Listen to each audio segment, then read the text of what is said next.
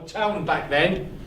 We didn't really have anything to do with the students. There was no animosity, there was no fighting, there was nothing like that. It's just that we never sort of bumped into them, and they had that problem. They might even have been learning something, I don't know. But one of the few people, excuse me, can I help you? One of the few people, one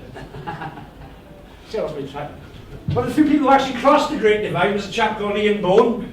And the odd thing about him was because he was English, he was at university, and he had long hair, he was like a hippie. So, but we've soon found out that he disliked basically the same people we disliked, which was bent coppers, bent councillors, and bent businessmen. And through his magazine called Alarm, which retailed at 2p each, and was made on one of the big fuck-off banding machines like that, he actually brought down a council in Swansea. The leader and the deputy leader both got nicked, and they didn't just get nicked, they got jail time. All those in favour say aye. Right. So that was my first thing with Ian. So I thought what I'd do, I'd hang about with this Alarm lot. It's good fun, you know. Go to the meetings. You go to a meeting, it's just like in the pub, so why not? You just go down there, shout and ball, blah, blah, blah. It wasn't as organised as this event here, I must add. So we go down to the meetings, and in them days, speed and cider was the order of the day.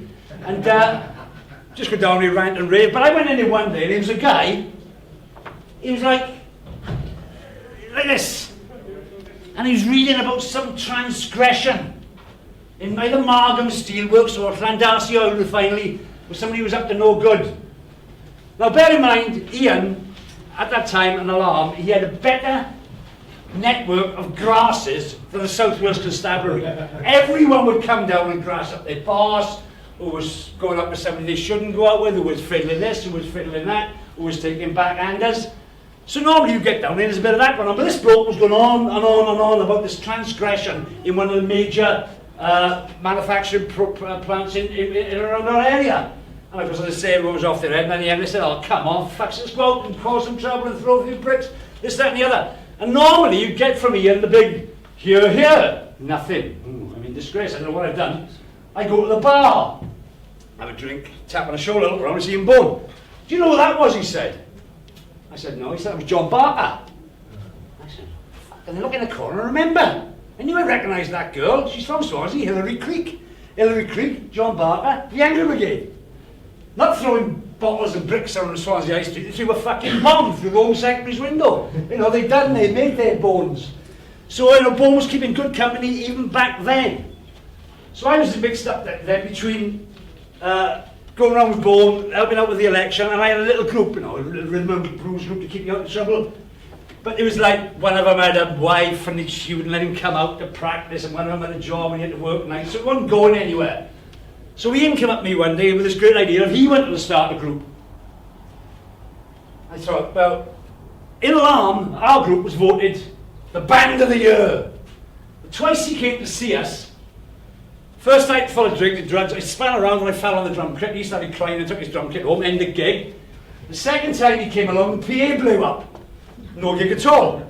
So he came back and said, fucking shambles, fucking great, Alarm Band of the Year. Now he's asking me to join a band with him, so as you can imagine, he's not very interested in the musical content. So he just goes like that to me. He has me a sheet of papers like that. There's 20 songs. He said, I wrote them the weekend. I'm looking through them, I'm thinking, Lennon and McCartney, you know, they're all good, they're all anti this and anti that and anti the other, which was Ian's way anyway, but they made sense and they were all good songs.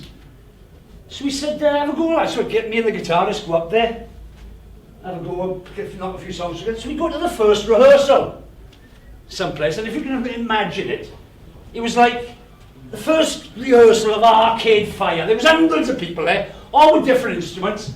The only difference being Arcade Fire can actually play the fucking things, and of course our lot were absolutely useless. So after about an hour, some fella on an accordion over there, some girl on an oboe over there actually knew what song we were playing. So we got on with it. Now Ian says, right, we got to go start playing. I said, sure, we're not very good yet, you know, we got to sort of, you know. I said, no, I'll get us a gig. So I thought some little pokey backstreet bar, and I'll try it out, see how it goes, like play 2 or 3 songs. He comes on to me the next day, he said, got a gig. Pandora's Night Spot in Swansea. Now this is a major nightclub in Swansea. You know, the top backs didn't play. There was anybody old enough. I tell you who played there, Blodwyn Peg, Keith Hartley, Chicken Shack, Gypsy Caravan, you know, ones who didn't quite get, but you know, professional musicians. And I slapped that I go down there now. In the meantime, Ian says to me, oh, 2 more members in the band, he said, female strippers. I said, pardon? I thought, oh, no, who's going to do that now with that stuff for no money? I'm standing there, this girl comes along, she's this tall, and she's gorgeous. She said, I'm a stripper with page 3. I said, eh, carry on. And 2 days later, I'm in the pub. This other girl comes on to me, and she says, Ian's asked me to be a stripper in page 3, will this do? I said, yeah. So we're off again. So the big night arrives, but Ian thinks, we need a bit of press. We had this chap in the band called Jock McVeigh. He was billed as an exotic dancer. He used to dance like, as a dancer, he made bears look like Baryshnikov, you know, he's useless. Now he was in the Nick, that's where I met him in Swansea Nick at the time. So Paul goes down the low evening post and says, like some tragic news, our exotic dancer Jock McVeigh got killed in a pit-train automobile accident in France. But he would have wanted us to carry on with this gig and we playing on Friday, this ready, so blah, blah. It's in the post. Great, it's free press. 2 days later, Jock comes out of the jail down the evening post. I'm not dead, I'm here. A retraction and the gig again. So we go down there, got the gig ready, we're all nervous, a bit like that. I mean, what can you lose if you're drunk anyway, who cares? We've got a reputation to lose. So, all of a sudden, the place is absolutely ram-packed. You can't get anybody else in there. The guy who owns the club comes on the board and says, you've broken the record. It's the most people we've ever had in here. He's just beaten the record by a group called Focus. Now, has anybody in here ever heard of them? Don't tell me about it. It's a Dutch group who played 47-minute drum solos, as I can remember. But they had the record and we beat it. So we get off and we play, and I'm singing up the front, and this, that, and the other. Go through the numbers, then the girls would sing a couple of songs, then Ian would sing a song, and it's not going too bad. It's better than rehearsal, it is, it's alright. Nobody's throwing anything, blah, blah, blah. Now I got to gird my loins to the next one, because we got to sing this song by the Trogs called I Can't Control Myself. And then the girls would appear. So on I go, and before I can get into that, the girls just ran on the stage with nothing on, started dancing like nuts. You know, they forgot about the tease bit. Just completely. But then at the back of the hall, we had shoplifters, burglars, carjackers, every sort of drug dealers, every single horrible, no, not horrible, every person who's spent some time in Swansea Nick were at the back. And they all rushed forward, and there's me, 2 naked girls, my girlfriend there, so I don't know where to look, and all the nutters. And for once in my life, I knew what it was like to be a hero. Fantastic! So, right. Your bones up now, he's got us going now. I said, it won't be good. No. Yes, it's another gig. Swansea University. Now, Swansea University wins free Pink Floyd. The guy who booked us had a choice between us or the Eurythmics. He picked us. He never ever worked again in all his university career, the poor bastard. It's on the internet, lads. You can check it out from his own mouth. So what are we going to do? We're going to play at the university. Now we get down there early, because it's a cheap bar. We had 3 roadies with us, that's all they could do was fight. They knew nothing about equipment, they knew nothing about amps, they knew nothing about man management. So they were putting the fear of God into everyone. So we get onto the stage, and we are pretty poor indeed this night. I don't know what it was. Worse than the last time anyway. So Paul Durden, the chum, goes up and smashes the fire alarm, that starts that off. Keep on playing, keep on playing, keep on playing. So we carry on, and all of a sudden, the doors burst open by the side of the stage over there. Remember it was yesterday. The fire brigade rush in to be confronted by naked women, bouncers fight, roadies fighting with students, drunken musicians, and Bone giving his girlfriend head in front of the drum kit. And this fireman said to me in his helmet on, he said, what's going on here, Ray? That's me. I said, I knew him. He was in the dart team in my local pub. So we cleared off out of there anyway. So we carry it on. It was a bit of fun. It didn't work very well. Then he had a brainwave. He said, what I'll do is compose a letter. Dear son, because we were called Page 3, and most of the songs that Ian wrote were just taken off their pages, the pages of the Super Solar Son. So we sent him a letter. My 2 daughters came home the other night and were physically sick after attending a group concert by a group named Page 3. We were wondering if this group had anything to do with your wonderful paper. Off it went. So you can guess it's another gig now we're going to play. This is Bandit Country we're going to now. Go Simon. Oh, it's rough. I've been in some hard enough shitholes, but up there it's rough. Everyone's pissed and so are the boyfriends, and all the geezers are like this. You looking at my bird? All that carry on all the time, right?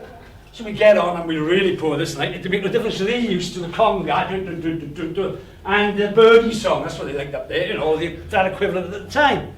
So we get on there, the geezer says, you have to go. Is the money? Go. After one number, go. So we got the money, but they still wanted to beat us up, so we had to run for the van. As we're driving on the road, somebody comes running up the road. McVeigh is back in Swansea, Nick.